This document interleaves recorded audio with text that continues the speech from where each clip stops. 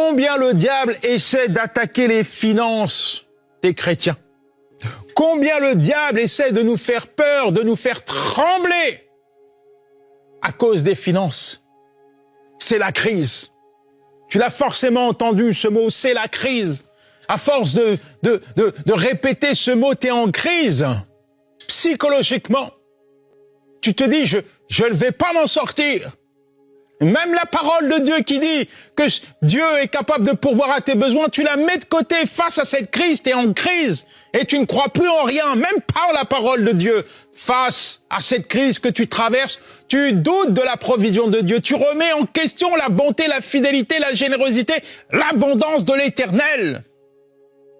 Mon ami, regarde la Bible, il y a plein de personnes qui ont connu la crise, mais qui n'ont pas vécu la crise. C'est pas parce que tu connais la crise, c'est pas parce que la crise est autour de toi que Dieu t'appelle à vivre cette crise.